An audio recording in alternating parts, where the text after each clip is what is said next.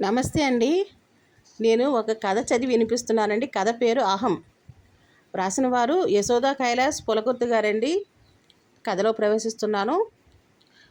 ఏమిటే పవిత్ర, ఇంత చెబుతున్నా నీ మొండి వైఖరిని వదలవా? కళ్యాణ మాటలకు రోషంగా అతని వైపు చూస్తూ, మీకు నా మొండి వైఖరే మాత్రం కనిపిస్తుంది. మీ దృష్టిలో నేను మొండిదాన్ని ఒప్పుకుంటాను. కానీ నా ఈ మొండితనానికి కారణం మీ అమ్మగారేగా. 5 సంవత్సరాల క్రితం మీ అమ్మగారే కదా మనల్ని వేరు కాపురం పెట్టుకోమని ఇంట్లోంచి తరిమేశారు. తరిమి వేయటం ఏమిటి పవిత్ర, అలా మాట్లాడకు. లేకపోతే ఏమిటండి, అప్పటి నుండి వేరే ఉంటూ 2 ఏళ్ళ మన శ్రీజాని డే కేర్లో దింపుకుని ఆఫీస్కి వెళుతూ ఎంత కష్టపడేదాన్నో చూసి కూడా మీరు ఈ మాటలు అంటూ అర్థం ఉందా? అప్పుడేదో జరిగిపోయింది. అప్పుడు అమ్మా నాన్నగారు తమంతట తామే అంటున్నారు, కళ్యాణ్ నీ దగ్గరికి వచ్చి ఉంటాము, పవిత్ర ఆఫీస్కి వెళ్ళిపోతే బాబిగాడిని మేము చూసుకుంటామని. ఇప్పుడు అంటున్నారు. అంత అవసరం ఏమీ లేదని చెప్పండి. ఇంకా కాదు రాకూడదు అంటే పిల్లలను తీసుకుని నేనే మా అమ్మగారింటికి వెళ్ళిపోతాను. మీరు మీ పేరెంట్స్తో ఉండొచ్చు. అప్పుడు మీ అమ్మగారు మనల్ని వెళ్ళిపోమన్నట్లే ఇప్పుడు మీరు నన్ను పిల్లల్ని వెళ్ళిపోమన్నారు అనుకుని వెళ్ళిపోతాను. పదవే శ్రీలు అంటూ చేతిలో ఉన్న 4 నెలల బాబు కూతురితో పుట్టింటికి వెళ్ళిపోవడానికి ప్రయాణమైంది. పవిత్ర మాటలకి కళ్యాణ్ ముఖం చిన్నపోయింది. అదేమిటి పవిత్ర అలా మాట్లాడతావు? నువ్వు మీ అమ్మగారింట్లో, నేను మా అమ్మా నాన్నతో ఉండటం ఏమిటి? ఈ చిన్న విషయానికి మన బంధానికి అడ్డుగోడలు వేసుకుందామా? తండ్రి అలా మాట్లాడుతుంటే 7 ఏళ్ల కూతురు శ్రీజ కళ్ళు పెద్దవి చూసుకుని తండ్రి వైపే చూస్తుంది. నిన్నటి నుండి ఇంట్లో ఇదే పరిస్థితి.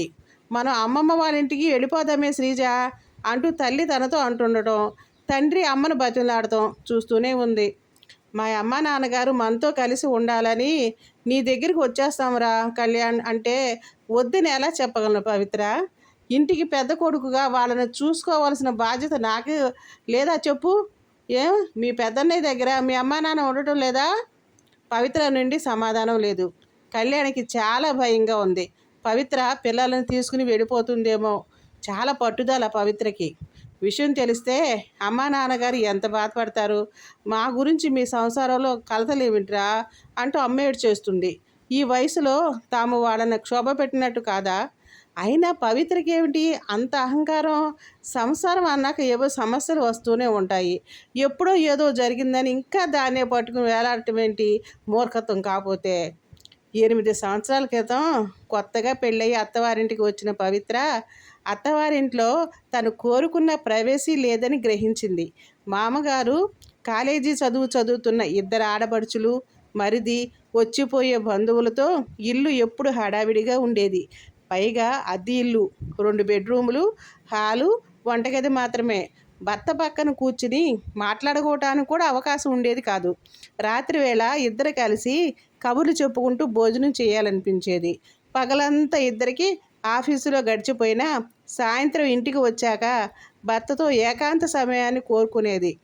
తమ బెడ్రూమ్లోకి వచ్చి హాయిగా రిలాక్స్ అవుదామనుకుంటే మరిది అక్కడ చదువుకుంటూ కనిపించేవాడు.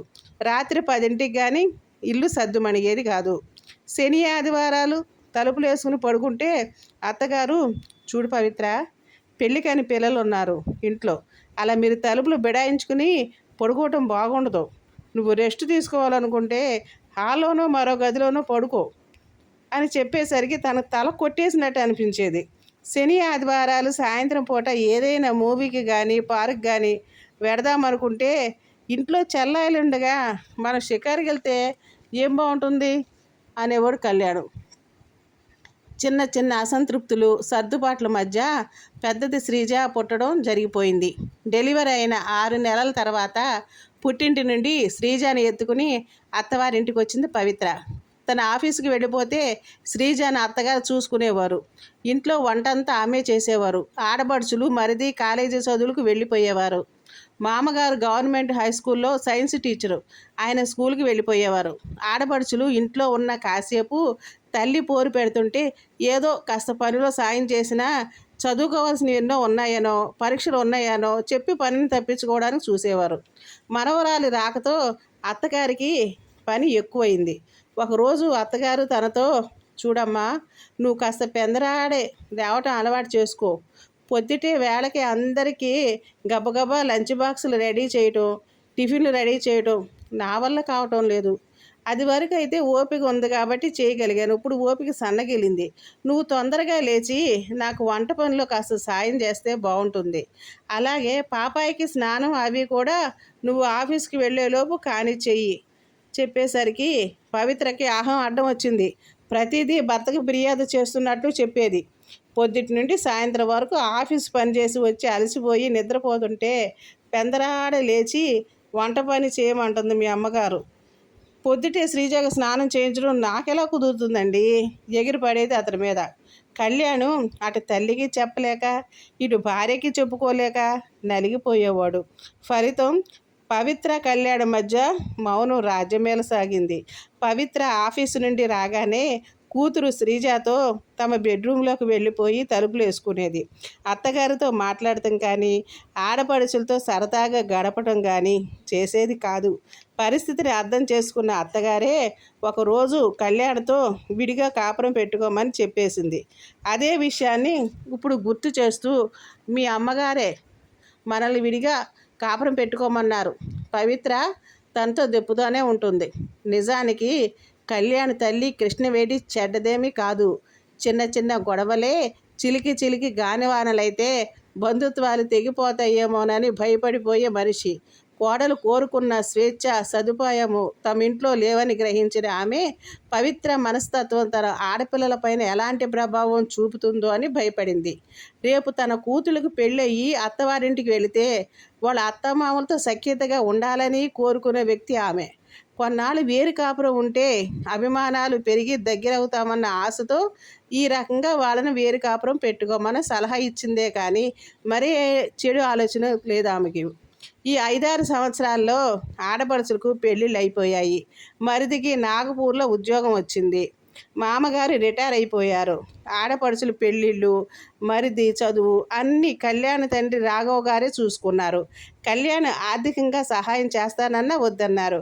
పైగా కళ్యాణ్ నాన్నగారు నేను పవిత్ర కలిసి లోన్ తీసుకుని ఇల్లు కట్టుకోవాలనుకుంటున్నాం. ఒక 200 గజాల స్థలం కొనాలని చూస్తుంటే స్థలాల రేట్లు మేము కొనాలనుకున్న బడ్జెట్లో దొరకటం లేదు అని చెప్తే ఆయన ఎప్పుడో కొన్న మంచి ఏరియాలో ఉన్న స్థలాన్ని కళ్యాణ్కి ఇచ్చేసి ఇల్లు కట్టుకోమన్నారు. కళ్యాణ్ తండ్రికి స్థలం బాబుతో డబ్బు ఇవ్వబోతుంటే ఆయన తీసుకోలేదు. నాకెందుకురా డబ్బు, నేను ఎలాగూ అక్కడ ఇల్లు కట్టలేను, నువ్వు కట్టుకుంటే నేను కట్టుకున్నట్టే అంటూ తీసుకోలేదు. ఆయన బాధ్యతల్ని తన మీద ఏమీ పెట్టదలుచుకోలేదు. తండ్రి మాత్రం సొంత ఇంటిని ఏర్పరచుకోలేకపోయారు. ఇప్పుడు రిటైర్ అయిపోయిన తర్వాత ఆయన దగ్గర ఏ ఆస్తిపాస్తులు లేవు. కేవలం ప్రతి నెల వచ్చే పెన్షన్ డబ్బులు తప్ప.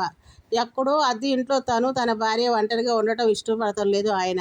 ఉన్న ఊళ్ళోనే పెద్ద కొడుకు సొంత ఇల్లు కట్టుకుని ఉంటున్నప్పుడు వాడి తల్లిదండ్రులుగా తాము కొడుకు ఇంట్లో ఉండటమే ధర్మం అనుకుంటూ కళ్యాణ్కి చెప్పాడు ఆయన. నేను మీ అమ్మ వచ్చేసి మీతోనే ఉండిపోతామని. దాని పర్యవసానమే ఇప్పుడు పవిత్ర తన తల్లిదండ్రులు రాకని నిరసిస్తూ మాట్లాడుతుంది. నిజానికి ఇప్పుడు అమ్మ అవసరం తమకు ఎంతగానో ఉంది. తమ ఇంటి దగ్గరలో ఉండే డే కేర్ ఇప్పుడు వేరే చోటికి మార్చేశారు. తమ ఇంటికి 5 కిలోమీటర్ల దూరంలోనే ఉంది. బాబిగాడిని తను పొద్దుటి ఆఫీస్కి వెళుతూ అక్కడ దింపితే సాయంత్రం పవిత్ర ఆఫీసు నుంచి వచ్చేటప్పుడు పికప్ చేసుకునేది. పవిత్రకి కష్టమైన మరో సర్దుబాటు లేదు. పెద్దది శ్రీజ స్కూల్ సాయంత్రం 4 గంటలకే అయిపోతే తాము వచ్చే వరకు దాన్ని అక్కడే ఏదో ట్యూషన్లో పెట్టాలి. ఇవన్నీ పవిత్రకి తెలుసు, కానీ అహం తొందరగా సర్దుకొనివ్వడం లేదు. మేకపోతే గాంభీర్యాన్ని ఉలకబోస్తుంది. కానీ బాబిగాడి రాకతో ఇల్లు వాడిని పాపని శ్రీజాని చూసుకుంటూ ఆఫీస్కి వెళ్ళి రావడం ఎంత కష్టమో తెలవదో తనకి. చివరి ప్రయత్నంగా పవిత్రతో వస్తామంటున్న అమ్మా నాన్నగారిని రావద్దని ఎలా చెప్పమంటావు? కొన్నాళ్ళు ఉంచుకుందాం, ఆ తర్వాత నాగపూర్లో ఉన్న మా తమ్ముడు వేణు దగ్గర పంపిస్తాను అని చెప్పి పవిత్రని మొత్తానికి ఒప్పించాడు. కళ్యాణ్ తల్లిదండ్రులు వచ్చిన 3-4 నెలల్లోనే ఇంట్లో ఎంతో మార్పు. మొదట్లో పవిత్ర అత్తగారితో చాలా ముభావంగా ఉండేది. కానీ ఆఫీస్కి వెళుతూ పిల్లల విషయాల్లో ఏవో జాగ్రత్తలు సూచనలు చెప్పడానికైనా ఆమెతో మాట్లాడవలసి వచ్చేది. బామ్మ సంరక్షణలో బాబిగాడు బొద్దుగా అందంగా రూపుదిద్దుకుని చిరునవ్వులు చిందిస్తున్నాడు. శ్రీజాని డే కేర్లో వేసినప్పుడు ఎప్పుడూ దానికి వైరల్ ఇన్ఫెక్షన్సే. తరచుగా జలుబు, దగ్గు, జ్వరం వచ్చేవి. ఎవరో ఒకరు ఆఫీసు సెలవు పెట్టి కూర్చునేవారు. పిల్ల కూడా అర్భకంగా ఉండేది. ఇప్పుడు అలా కాదు.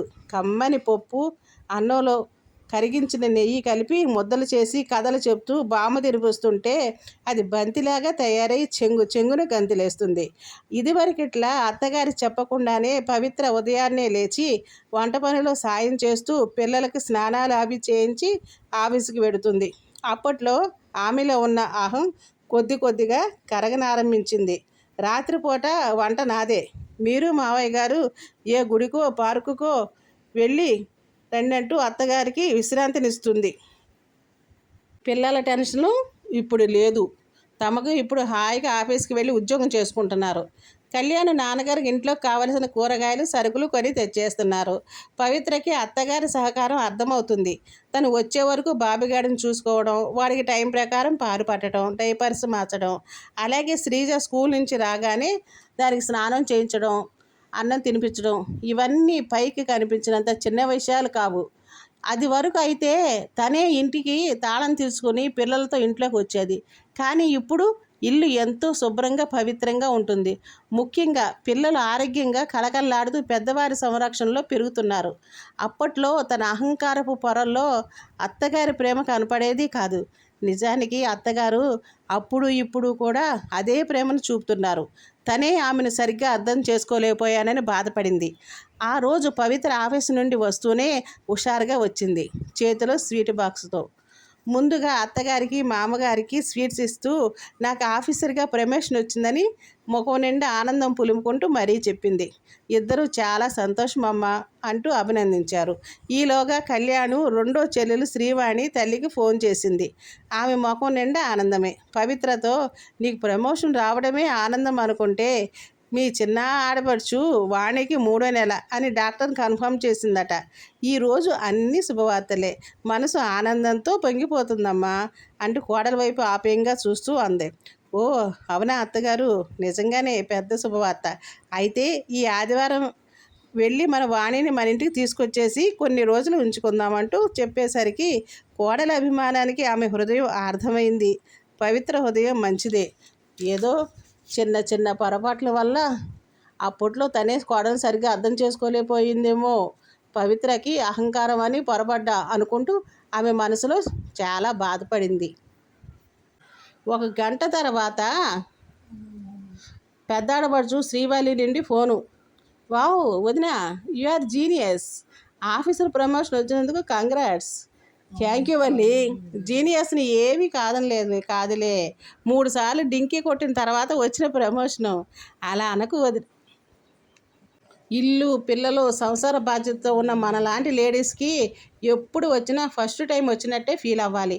ఇంతకీ మా వదిన ఆఫీసర్ అయినందుకు ఈ ఆడపచ్చికి ఏం గిఫ్ట్ ఇస్తుందో నాటికి వకీలు అంది.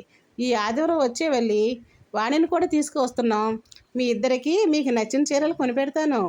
అబ్బా మా వదిన ఎంత మంచిదో అంటూ శ్రీవల్లి చిలిపిగా మాట్లాడుతుంటే పవిత్ర ముసుముసుగా నవ్వులు నవ్వసాగింది. ఆ రోజు రాత్రి అయితే మేడం గారి దగ్గర నేను చాలా జాగ్రత్తగా ఉండాలేమో అంటూ ఆట పట్టిస్తున్న కళ్యాణం వైపు ప్రేమగా చూస్తూ, నా ఈ ప్రమోషన్ కారణం అత్తయ్య గారే. 4 సంవత్సరాల నుండి నేను నా కెరీర్ మీద సరిగ్గా ఫోకస్ చేయలేకపోయాను. అదీగాక శ్రీజ ఎప్పుడూ కూడా సిక్ అవుతూ ఉండేది. నేను ఎక్కువ సెలవు తీసుకున్న కారణంగా నా పెర్ఫార్మెన్స్ పూర్ రేటింగ్ పడేది. అందుకే ప్రమోషన్కి డ్రాప్ అయ్యాను. కానీ అత్తయ్య గారు మావయ్య గారు ఇక్కడికి వచ్చిన ఈ సంవత్సరం కాలంలో ఒక్కరోజు కూడా నేను లీవ్ తీసుకోకుండా ఆఫీస్కి వెళ్ళి వస్తున్నాను. అత్తయ్య గారితో ఏదో మాటల సందర్భంలో ప్రమోషన్ విషయం చెప్తే నువ్వు ఈసారి బాగా ప్రిపేర్ అవ్వు, ఆఫీస్కి సెలవు పెట్టకు, పిల్లల్ని నేను చూసుకుంటాను అని చెప్తూ ఎంతో సహకరించారు అని చెబుతున్న పవిత్ర వైపు ఆశ్చర్యానందాలతో చూశాడు కళ్యాణ్. మనిషి తనలోని అహంకారాన్ని తగ్గించుకుంటే అందరూ అభిమానిస్తారు. కుటుంబ సభ్యులు ప్రేమను పాత్రలవుతారు. పవిత్ర విషయంలో నిజమైంది. అతని హృదయం భార్య పట్ల అనురాగంతో నిండిపోయింది. చూశారండి, ఒక అత్తాకోడళ్ళ మధ్య ఉన్న ఒక బాండింగ్, అంటే ఆ అనుబంధం కొన్నిసార్లు కొన్ని పొరపాట్లు తర్వాత సరిదిద్దుకోవడాలు ఇవన్నీ కూడా జరిగిన తర్వాతే వాళ్ళ బంధం ఇంకా గట్టిపడుతుందండి. ప్రతి అత్తగారు ప్రతి కోడలు కూడా సర్దుబాటు చేసుకుంటూ ఉంటేనే జీవితం కూడా సాఫీగా సాగిపోతుందండి. ప్లీజ్ సబ్స్క్రైబ్, ప్లీజ్ లైక్ చేయండి. ఓకేనండి, ఉంటానండి. నమస్తే అండి. ఇప్పుడు నేను రెండో కథ చదివి వినిపిస్తున్నాను, విని ఆనందించండి. కథ పేరు ప్రేమ కథ అండి. వ్రాసిన వారు గోగినేని మణిగారండి. కథలోకి ప్రవేశం చేస్తున్నానండి. ఏమిటి అంటూ నీలమ్మ కళ్ళు పెద్దవి చేసి చూస్తూ ఆశ్చర్యపోయింది. అది చల్లని సాయంకాలమే, అయినా మెట్ట మధ్యాహ్నపు ఎండ. ఆవిడ మొహం పైకి వచ్చింది. కందగడ్డల ఎర్రబారిన మొహంతో. నిజమేనా అంది మళ్ళీ. గంగి గోవుల ఎదురుగా నిలబడిన శాంతమ్మ తప్పు చేసిన దానిలా తల వంచుకుని అవునన్నట్లు తల ఊపుతూ నిస్సహాయంగా నిట్టూర్చింది. ఆవిడే పెళ్ళికూతురు తల్లి. నీలమ్మ విసురుగా మాటలు తోటాలు బదిలింది. నా కొడుకు మీ అమ్మాయినే చేసుకుంటానని అనటమే నాకు విడ్డూరంగా అనిపించింది. ఇప్పుడేమో మీ అమ్మాయి ఈ సంబంధం వద్దని చెప్పడం ఇంకా వింతగా ఉంది. ఈమె గారి అందచందాలకి మెచ్చి ఇంతకన్నా గొప్పవారు వస్తారని అనుకుంటుందా ఏంటి? అంతట్లోనే ఎవ్వరూ ఊహించిన విధంగా అప్పుడే పెళ్లి చూపులు తతంగం ముగించిన అమ్మాయి లోపల గది నుండి వాళ్ళ కూర్చున్న చోటకు వచ్చి నీలమ్మ వైపు చూస్తూ ధాటిగా చెప్పింది. రేపు మమ్మల్ని చూసిన వాళ్ళంతా కాకి ముక్కుకు దొండపండు అనే సామెతను గుర్తు చేసుకుని నవ్వుకోకూడదనే నేను ఈ నిర్ణయం తీసుకున్నాను. గంతకు తగ్గ బొంతలాంటి వాడు నాకు సరిపోతాడు. మీకు ఇప్పుడు అర్థమైందిగా. ఇక మీ కొడుకు ఎందుకు కోరి వచ్చాడో నేనెలా చెప్పగలను? మీరే అడిగి తెలుసుకోండి. ఆ అమ్మాయి 2 మాటలు చెప్పేసి ఒక్క నిమిషం కూడా ఆగకుండా లోపలికి రివ్వున వెళ్ళిపోయింది. నీలమ్మ కొడుకు వైపు నిరసనగా చూసి, బాగానే అయిందిగా, ఇక వెళదాం పదా అంటూ లేచి నిలబడింది. అతని తల్లితో, ఒక్క నిమిషం ఉండమ్మా అంటూ ఆ అమ్మాయి వెళ్ళిన గది వైపుకి వెళ్ళి 2 నిమిషాల్లో తిరిగి వచ్చేశాడు చిరునవ్వుతో. ఆ అమ్మాయికి పెళ్ళికి అంగీకరించిందమ్మా. ఇక పెళ్ళి ఎప్పుడు, ఎక్కడ అలాంటి విషయాలన్నీ మీ పెద్దవాళ్ళే నిదానంగా మాట్లాడుకోవచ్చులే అన్నాడు. నీలమ్మ ఒక్క క్షణం కొడుకు వైపు విచిత్రంగా చూసి రుసరుసలాడుతూనే కొడుకుని అనుకరించింది. ఇంటికి రాగానే ఆ అమ్మాయికి ఏం చెప్పి ఒప్పించావరా అంటూ నిలదీసింది. తల్లి కోపం చూసి విశ్వం నవ్వేశాడు.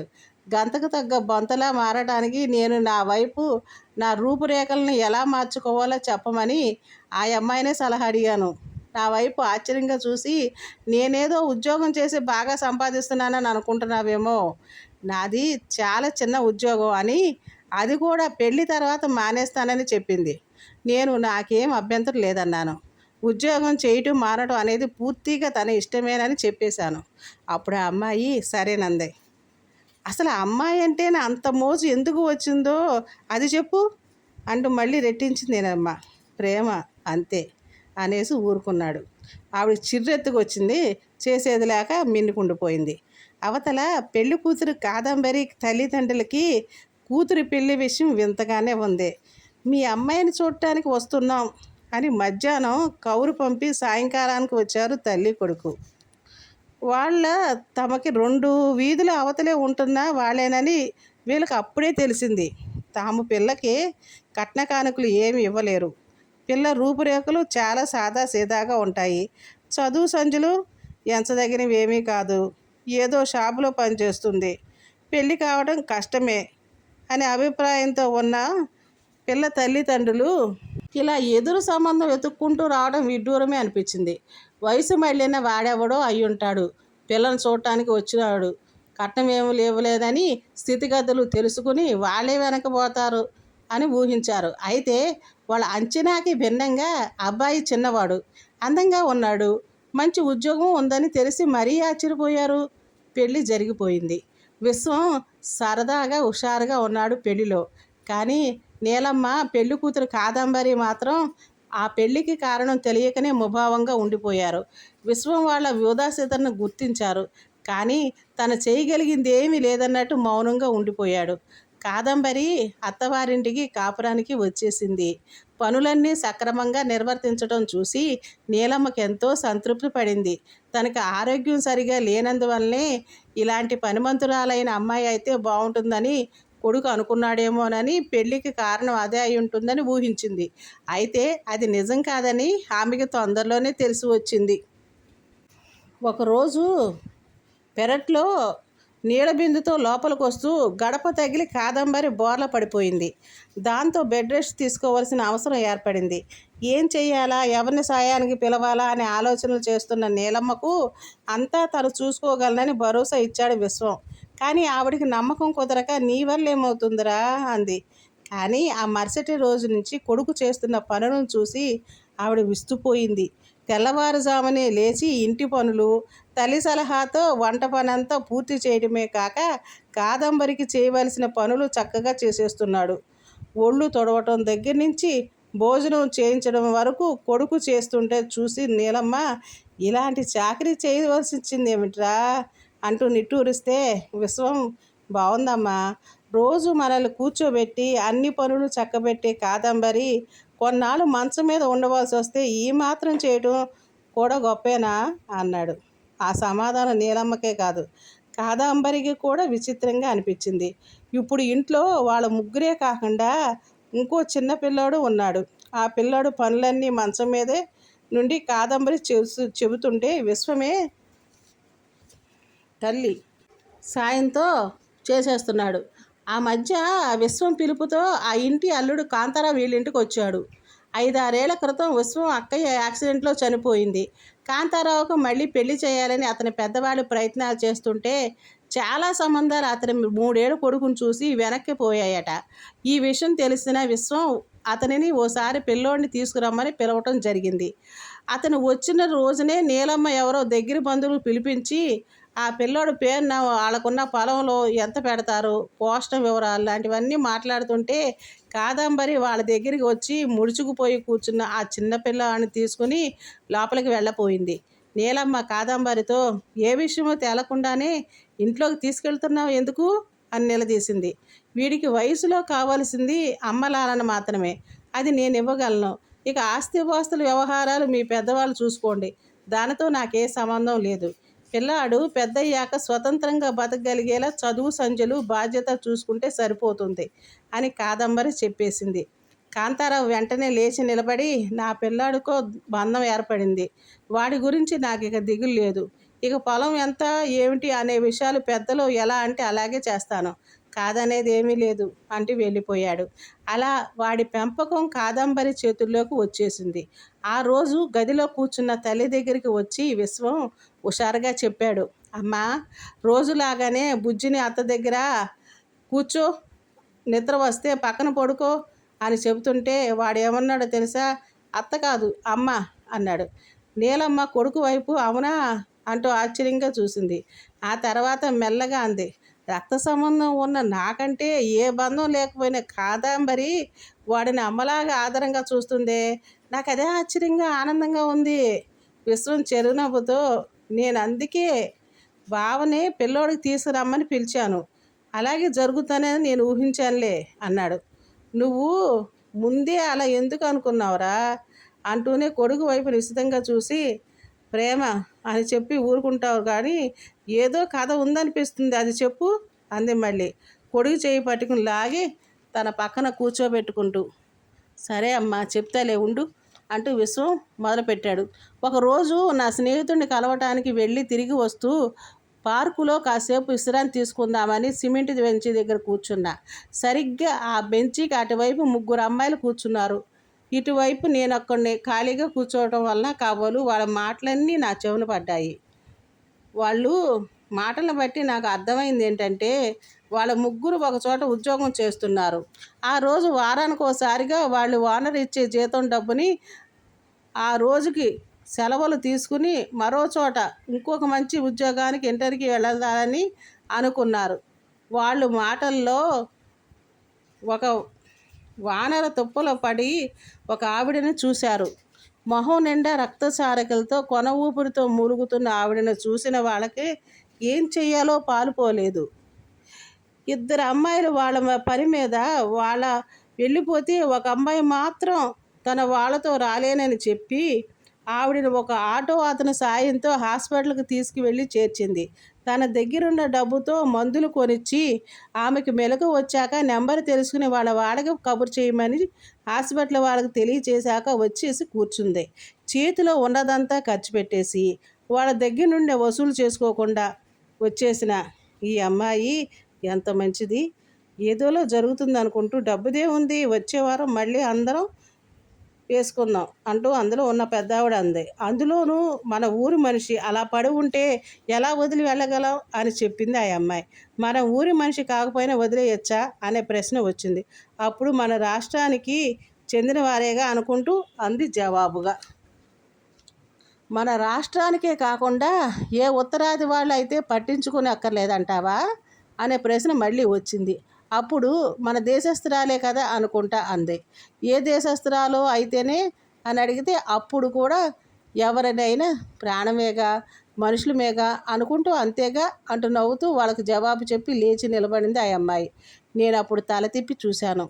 ఒకే ఒక సెకన్ వైపు చూసిన. చాలా సాదాసీదాగా అనిపించే ఆ అమ్మాయిలో అపూర్వమైన అందం ఏదో నాకు కనిపించింది. ఆ అమ్మాయి మాటల్లో వెళ్ళి విరిసిన ప్రేమ, మానవత్వం వాళ్ళని కాబోలు. వాళ్ళు వెళ్ళిపోయినా కాసేపటికే హాస్పిటల్ నుండి నాకు ఫోన్ వచ్చింది. మీ అమ్మగారు ఎక్కడికో వెళ్తుంటే దొంగలెవరో ఆమె మెడలో ఉన్న చైన్ కొట్టేశారు అని, అమ్మగారిని హాస్పిటల్లో చేర్పించావు అని చెప్పారు.